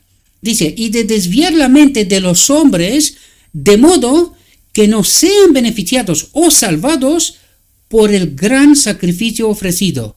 ¿Quién es el gran sacrificio ofrecido? Cristo, su naturaleza divina. ¿Entendemos? Dice, lleva al hombre caído por medio de su todo engaño de injusticia a creer que puede hacerlo muy bien, sin una expiación, sin ser unido a esta naturaleza divina, al Espíritu, ¿verdad? Que no necesita depender de un Salvador crucificado y resucitado, que los propios méritos del hombre le darán derecho al favor de Dios. No morirás. El engaño, ¿comprendéis? Que los propios méritos del hombre le darán derecho al favor de Dios. Y eso es lo que creen cristianos. Pecamos hasta que Cristo viene, y porque hemos ido a la iglesia, y porque hemos hecho la voluntad de Dios, no sé cómo se hace esto pecando, ¿verdad?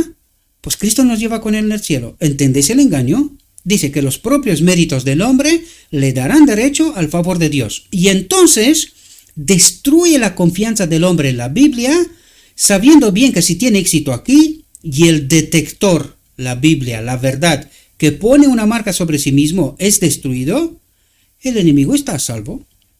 Nosotros le creemos a él sus sofismas, sus fábulas, y no la Biblia, no lo escrito está. Dice, y fija el engaño en las mentes de que no hay un diablo personal. ¿Entendés lo que está diciendo? Y fija el engaño en las mentes de que no hay un diablo personal, que a nosotros solo nos guía Cristo. ¿Y por qué se pierde la Odisea? ¿Por qué Dios necesita sacar un remanente del remanente? Porque la Odisea tiene un diablo personal delante del trono del lugar santo. Mientras no vuelve al lugar santísimo, no hay expiación, no hay unión con la gloria de Dios, con el Espíritu, con Cristo, ¿verdad? Y los que creen esto no hacen ningún esfuerzo para resistir y luchar contra lo que no existe. Y los pobres mortales ciegos finalmente adoptan la máxima: lo que es correcto. O sea, nosotros seguimos, inercia. Seguimos, nos vamos a las iglesias, hacemos, leemos, oramos, tal. Cuando venga Cristo vamos al cielo. Engaño magistral. Dice, no reconocen ninguna regla para medir su curso. Satanás hace creer a muchos que la oración a Dios es inútil y no es más que una forma. Él sabe muy bien cuán necesarias son la meditación y la oración. Porque es así como nos llenamos de Cristo, ¿verdad? Meditación, estudio de la palabra y oración. Para mantener a los seguidores de Cristo despiertos para resistir sus astucias y engaños. Las artimañas de Satanás desviarán la mente de estos importantes ejercicios para que el alma no se apoye en el poderoso en busca de ayuda y obtenga fuerza de él para resistir sus ataques. Dice, me señalaron las oraciones fervientes y eficaces de su pueblo en la antigüedad. Elías era un hombre sujeto a pasiones semejantes a las nuestras y oraba fervientemente. Daniel oraba a su Dios 3 veces al día. Satanás se enfurece al oír la oración ferviente, pues sabe que sufrirá una pérdida. Daniel fue preferido sobre los presidentes y príncipes, porque había en él el espíritu excelente, presidentes, reyes y príncipes, la traducción aquí, ¿verdad? Los ángeles caídos temían que su influencia debilitara su control sobre los gobernantes del reino, pues Daniel tenía un alto mando. La hueste acusadora de ángeles malignos incitó a los, otra vez presidentes, gobernantes y príncipes, a la envidia y a los celos, y observaron atentamente a Daniel para encontrar alguna ocasión contra él que les permitiera denunciarlo al rey, pero no lo consiguieron. Entonces, estos agentes de Satanás trataron de hacer de su fidelidad a Dios la causa de su destrucción. Los ángeles malignos les trazaron el plan, y estos agentes lo llevaron a cabo fácilmente. El rey ignoraba la sutil maldad que se había propuesto contra Daniel. Con el pleno conocimiento del decreto del rey, todavía se inclina ante su Dios estando sus ventanas abiertas. Considera la súplica a Dios de suficiente importancia como para sacrificar su vida antes que renunciar a ella. A causa de sus oraciones, en causa de sus oraciones a Dios, fue arrojado al foso de los leones. Los ángeles malignos lograron su propósito hasta el momento. Pero Daniel siguió orando, incluso en el foso de los leones. ¿Sufría Daniel para ser consumido?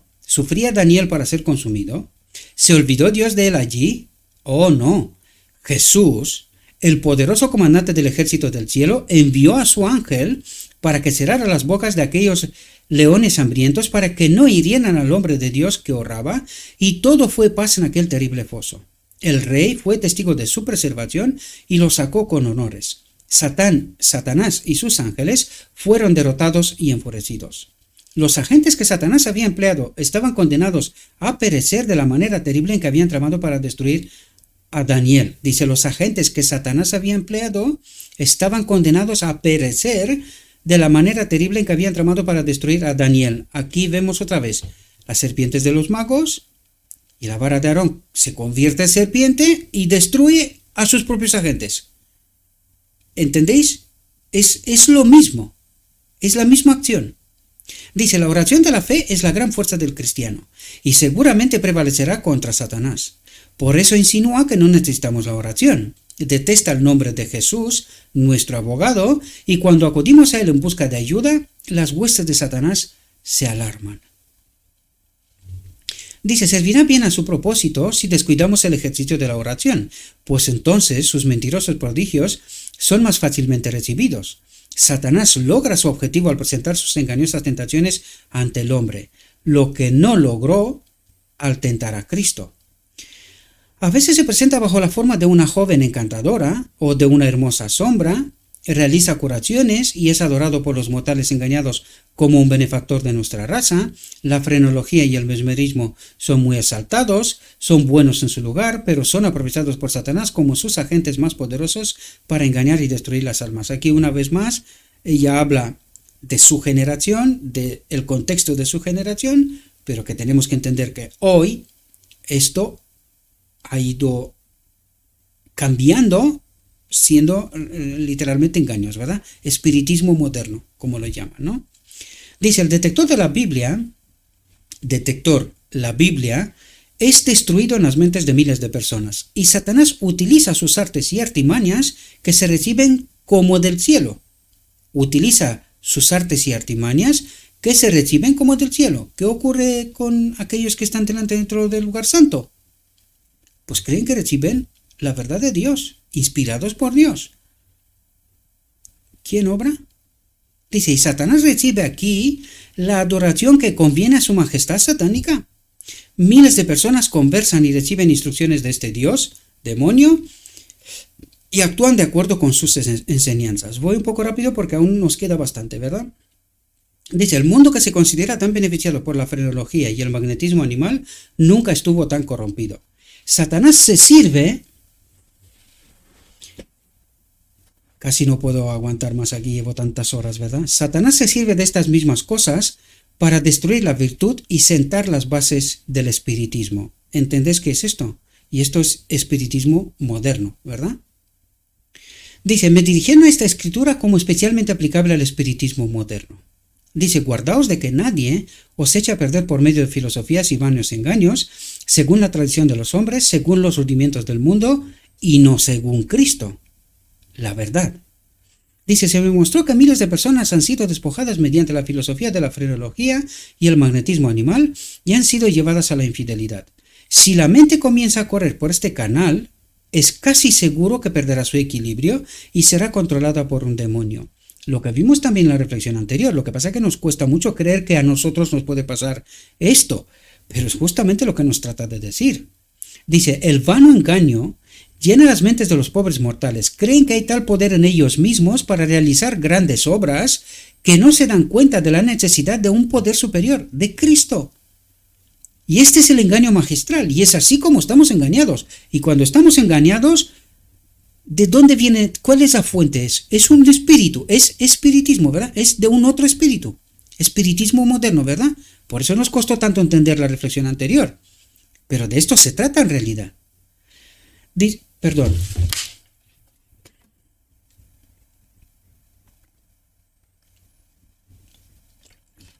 Y lo explica aquí, ¿verdad? Dice, sus principios y su fe, según las tradiciones de los hombres, según los rudimientos del mundo, la tradición del mundo, y no según Cristo.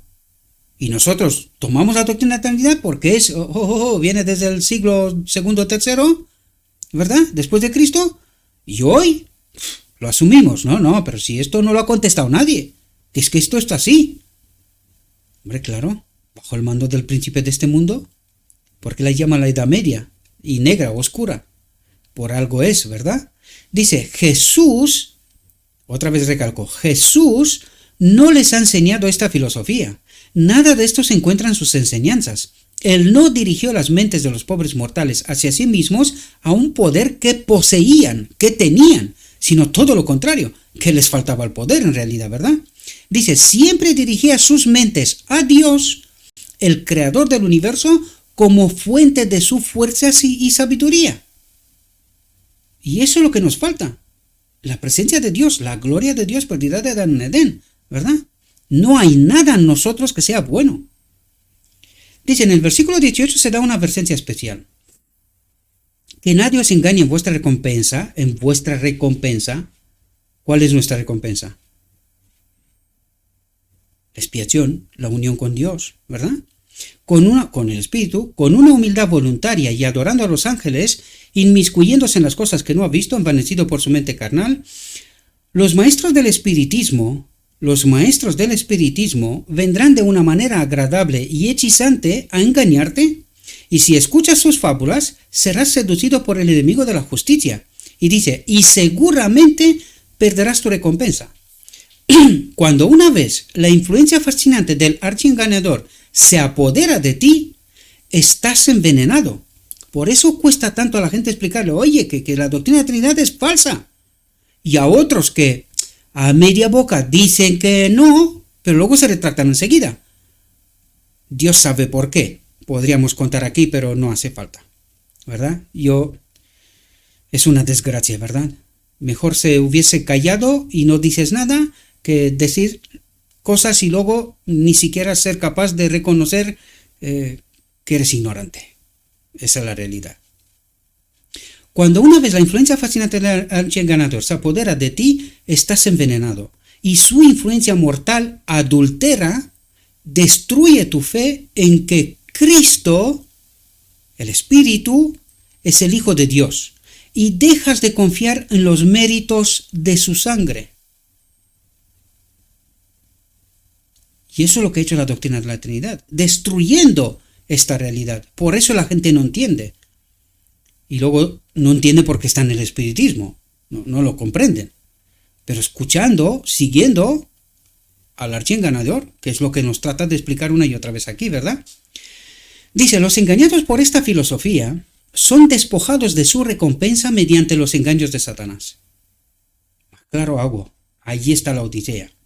Dice, confían en sus propios méritos, ejercen una humildad voluntaria, están dispuestos incluso a hacer sacrificios y se rebajan y ceden sus mentes a la creencia de un supremo sinsentido, recibiendo las ideas más absurdas a través de aquellos que creen que son sus amigos muertos. Satanás ha cegado de tal manera sus ojos y ha pervertido su juicio que no perciben el mal. Siguen las instrucciones que pretenden ser de sus amigos muertos, ahora ángeles en una esfera superior. Satanás ha elegido el engaño más seguro y fascinante, calculado para apoderarse de las simpatías de quienes han depositado a sus seres queridos en la tumba.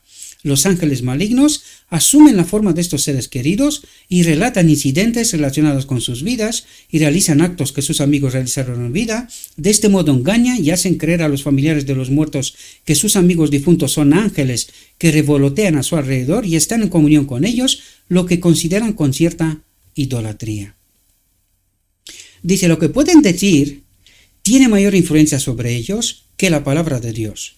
Estos ángeles malvados, que se hacen pasar por amigos muertos, rechazarán totalmente la palabra de Dios como cuentos ociosos, o si les conviene más, seleccionarán las porciones vitales que testifican de Cristo y señalan el camino al cielo, y cambiarán las afirmaciones claras de la palabra de Dios para adoptarlas a su propia naturaleza corrupta y arruinar las almas. Todos pueden, con la debida atención a la palabra de Dios, convencerse, si quieren, de este engaño que destruye el alma. La palabra de Dios declara en términos positivos que los muertos no saben nada. Porque los vivos saben que han de morir, pero los muertos no saben nada, ni tienen ni recompensa, porque su memoria es olvidada, también su amor y su odio, su envidia ya ha perecido, ni tienen ni aparte para siempre en todo lo que se hace bajo el sol. Están muertos, no saben nada. ¿verdad?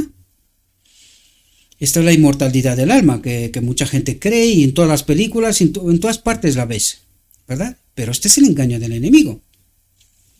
Dice, los mortales engañados están adorando a los ángeles malos, creyendo que son los espíritus de sus amigos muertos. La palabra de Dios declara expresamente que los muertos ya no tienen parte en nada de lo que se hace bajo el sol.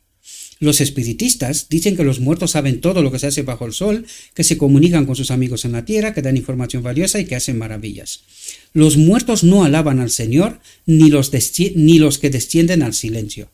Se me ha mostrado que Satanás, transformado en ángel de luz, obra con todo engaño de injusticia. El que pudo tomar al Hijo de Dios, que fue hecho un poco más bajo que los ángeles, y colocarlo en un pináculo del templo y llevarlo a un monte muy alto para presentar ante él los reinos del mundo, aquí quiero retraer la atención. Dice, el que pudo tomar al Hijo de Dios, que fue hecho un poco más bajo que los ángeles. Cristo Jesús, más bajo que los ángeles. Es decir, como nosotros. ¿Comprendemos? Y colocarlo en un pináculo del templo y llevarlo a un monte muy alto para presentar ante él los reinos del mundo, puede ejercer su poder sobre la familia humana, que es muy inferior en fuerza y sabiduría al Hijo de Dios. ¿Por qué? Porque nosotros estamos separados del Espíritu de Dios, ¿verdad? En plenitud me refiero, aún después de haber tomado la naturaleza del hombre. Aún después de haber tomado Cristo la naturaleza del hombre. Dice, en esta época degenerada, Satanás tiene el control sobre los mortales que se apartan del derecho y se aventuran en su terreno. Ejerce su poder sobre ellos de manera alarmante.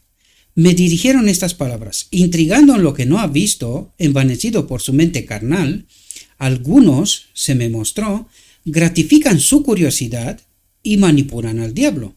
No tienen ninguna fe real en el espiritismo y retrocederían con horror ante la idea de ser un medium. Recuerde la reflexión anterior, ¿verdad? Dice, sin embargo, se aventuran y se colocan en una posición en la que Satanás puede ejercer su poder sobre ellos. No tienen la intención de adentrarse en este trabajo, pero no saben lo que hacen. Se aventuran en el terreno del diablo y lo tientan para que los controle. Este poderoso destructor considera a los tales su presa legítima, y ejercerá su poder sobre ellos, y eso contra su voluntad. Ellos quieren otra cosa, pero ¿quién controla? El enemigo. Cuando desean controlarse, no pueden hacerlo. Se dieron su mente a Satanás y él los tiene cautivos y no liberará sus pretensiones. Ningún poder puede liberar al alma atrapada, sino el poder de Dios en respuesta a las fervientes oraciones de sus fieles seguidores, ¿verdad? La única seguridad ahora es buscar la verdad revelada en la palabra de Dios como un tesoro escondido. ¿Entendéis lo que dice? La única seguridad es buscar la verdad revelada en la palabra de Dios como un tesoro escondido. La cuestión del sábado y el hecho de que el hombre no es inmortal y el testimonio de Jesús, el espíritu profecía, ¿verdad? Que tanta gente rechaza, son las grandes e importantes verdades que hay que comprender y que servirán de ancla para sostener el pueblo de Dios en estos tiempos peligrosos. Pero la masa desprecia las verdades de la palabra de Dios y prefiere las fábulas. Y eso es lo que ocurre en la Odisea. Tú tratas de explicarle la verdad, pero porque la mayoría de los maestros dicen otras cosas, no se lo creen. Y se perderán, desgraciadamente, ¿verdad? Por un simple hecho, porque tampoco, si se va, dice, la única seguridad ahora es buscar la verdad revelada en la palabra de Dios como un tesoro escondido. No tienes que escuchar a ningún hombre, a lo escrito está. Y sálvate. Punto. No tienes que escuchar a ningún hombre. ¿Pero qué ocurre? Que no escucha a algunos. Yo, por ejemplo, no escucha cuando trato de advertir, pero sí escucha a sus maestros. Es decir, escucha al hombre. Escucha al hombre. Y sin comprobar si es verdad o no. ¿Verdad? Pero la masa desprecia las verdades de la palabra de Dios y prefiere las fábulas. Porque no recibieron el amor de la verdad, el espíritu de la verdad para ser salvos, y por esto Dios les enviará un fuerte engaño para que crean la mentira. Es decir, pasa como la vara de Aarón. suelta la vara y dice, si queréis seguir a Satanás, pues vosotros mismos. Por esto Dios les enviará, los dejará, ¿verdad?, en su elección, un fuerte engaño para que crean la mentira. Oye, ¿esto es lo que queréis? Pues, ¿qué puedo hacer? Moriréis, y os lo dije, moriréis desde el principio. Pero si eso es lo que queréis, es vuestra elección, no puedo hacer más. Dice, los más licenciosos y corruptos se sienten muy halagados por estos espíritus satánicos que creen que son los espíritus de sus amigos muertos y se envanecen en sus mentes carnales. Y no reteniendo la cabeza, a Cristo, de la cual todo el cuerpo, por medio de las coyunturas y los ligamentos, se nutre y se une con el crecimiento de Dios, niegan al que ministra la fuerza al cuerpo, que es Cristo, para que cada miembro crezca con el crecimiento de Dios, ¿verdad? Con la vida de Dios, con la naturaleza divina de Dios. Dice, filosofía vana. Los miembros del cuerpo son controlados por la cabeza. Los miembros del cuerpo son controlados por la cabeza. Los espiritistas dejan de lado a la cabeza, y cada miembro del cuerpo creen que debe actuar por sí mismo, y las leyes fijas los llevarán en un estado de progresión hacia la perfección, sin cabeza, sin Cristo, ¿verdad? Dice, yo soy la vid verdadera, dice Cristo, y mi Padre es el labrador. De Él proviene todo, Él es la fuente de la vida, ¿verdad? Dice, todo sarmiento que en mí no da fruto, lo quita, y todo sarmiento que da fruto, lo limpia para que dé más fruto. Recuerden la boda del Cordero. En el decreto divino es la aprobación del Padre de que nosotros somos en Cristo, en la vid verdadera, ¿verdad? Dice, permaneced en mí y yo en vosotros, por el Espíritu, ¿verdad? Como el sarmiento no puede dar fruto por sí mismo, si no permanece en la vid, así tampoco vosotros, si no permanecéis en mí, no podéis tener fruto, ¿verdad? Yo soy la vid, vosotros los sarmientos, el que permanece en mí y yo en él, ese da mucho fruto, porque sin mí nada podéis hacer. Si alguno no permanece en mí, es arrojado como pámpano y se seca, y los hombres lo recogen, los echan al fuego y se queman. Cristo es la fuente de nuestra fuerza. Él es la vid, nosotros los sarmientos. Debemos recibir el alimento de la vid viva. Privados de la fuerza y el alimento de la vid, somos como miembros de cuerpo sin cabeza, sin Cristo. Y estamos en la misma posición en que Satanás desea que estemos, para poder controlar estos miembros como le plazca. Él obra con todo engaño de iniquidad en los que se pierden, porque no recibieron el amor de la verdad para ser salvos, y por eso Dios les enviará fuertes engaños para que crean la mentira. El espiritismo es una mentira. Está fundado en la gran mentira original, no morirás ciertamente. Miles cortan la cabeza, echan de un lado a Cristo y los miembros actúan sin Jesús por cabeza. Y el resultado es que otro guía el cuerpo. Satanás los controla. Una vez más repito, en la iglesia, pues ya lo veis. Ya lo veis. Se me mostró que Satanás no puede controlar las mentes a menos que se sometan a su control. Los que se apartan del derecho están ahora en grave peligro. Los que se apartan del derecho, de la verdad, de lo escrito está, ¿verdad? Están ahora en grave peligro. Se separan de Dios y de la vigilancia de los ángeles de Dios, y Satanás, siempre al acecho para destruir las almas, comienza a presentarles sus engaños y están en el mayor peligro. Y si ven y tratan de resistir a los poderes de las tinieblas y de liberarse de la trampa de Satanás, dice, no es cosa fácil. Se han aventurado en el terreno de Satanás, en la falsa doctrina, en la falsa enseñanza, y él los reclama. No dudarán en emplear todas sus energías y en llamar en su ayuda a toda su hueste maligna para arrancar un solo ser humano de la mano de Cristo, de la iglesia. Y los que han tentado al diablo para que los tiente tendrán que hacer esfuerzos desesperados para librarse de su poder. Cuando empiecen a trabajar por sí mismos, entonces los ángeles de Dios a los que han contrariado vendrán en su ayuda. Satanás y sus ángeles no están dispuestos a perder su presa. Contenden y batallan con los santos ángeles, y el conflicto es severo. Y si los que han errado continúan suplicando y en profunda humildad confiesan sus males, los ángeles que sobresalen en fuerza prevalecerán y los arrancarán del poder de los ángeles malos. Cuando se levantó el telón y se me mostró la corrupción de esta época, mi corazón se enfermó, dice. Mi espíritu casi se desmayó dentro de mí, dice la sierva. Cuando se le enseñó, hoy casi se muere. ¿Os dais cuenta? Dice, vi que los habitantes de la tierra estaban llenando la medida de la copa de su iniquidad. La ira de Dios está encendida y no se apaciguará más hasta que los pecadores sean destruidos de la tierra. Satanás es el enemigo personal de Cristo. Es el iniciador y líder de toda especie de rebelión en el cielo y en la tierra. Su furia aumenta y no nos damos cuenta de su poder. Si nuestros ojos pudieran abrirse para discernir a los ángeles caídos en su trabajo con los que se sienten a gusto y se consideran seguros, no deberíamos sentirnos tan seguros. Los ángeles malignos están sobre nuestra pista a cada momento. Pregúntese por qué. ¿Qué persiguen? ¿Verdad? Dice, esperamos que los hombres malos estén dispuestos a actuar como Satanás sugiere.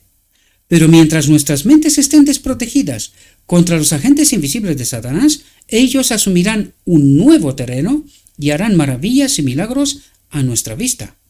¿Estamos preparados para resistirlos con la palabra de Dios, la única arma que podemos usar con éxito? ¿Estamos preparados? ¿O creemos lo que nos dicen otros? Dice, algunos tendrán la tentación de recibir estos prodigios como si vinieran de Dios. Los enfermos serán curados ante nosotros, se realizarán milagros a nuestra vista. ¿Estamos preparados para la prueba en que las mentirosas maravillas de Satanás se exhibirán más plenamente? ¿No serán muchas las almas atrapadas y tomadas? Las formas de error y el alejamiento de los preceptos y mandamientos claros de Dios y el prestar atención a las fábulas son mentes apropiadas para estas maravillas mentirosas de Satanás. Si no estamos anclados en la verdad, seremos engañados, queridos. Todos debemos procurar ahora armarnos para la contienda en la que pronto habremos de participar. La fe en la palabra de Dios, estudiada en oración y aplicada en la práctica, será nuestro escudo contra el poder de Satanás y nos hará salir vencedores por la sangre de Cristo. Y aquí se termina nuestra reflexión. Por fin, dijo mi guía, todavía hay mucha luz que debe brillar de la ley de Dios y del Evangelio de la justicia. Este mensaje, entendido en su verdadero carácter y proclamado en el Espíritu, crecerá hasta alcanzar una importancia tan grande como apenas soñéis, y iluminará la tierra con su gloria. Espero, mis queridos hermanos, que podamos entender cómo de importante es estar anclados en la verdad y en Cristo, en el Espíritu me refiero, ¿verdad? Porque de otro modo estaremos engañados, queridos. Esta seguridad que nosotros creemos tener es falsa, queridos. Es falsa. Tenemos que estar anclados en lo escrito está, guiados por el Espíritu. Sin Cristo, a ninguna parte. A ninguna parte. Le ruego a nuestro Dios que nos envíe su Espíritu, que nos capacite, que nos ayude a hacer la mejor elección con Él y que, haciendo esta elección, demos a conocer a los demás la verdad. Lo escrito está, ¿verdad? Os deseo, mis queridos hermanos, que tengáis un próspero día y en todo lo que os he dicho, os lo he dicho en nombre de Cristo Jesús.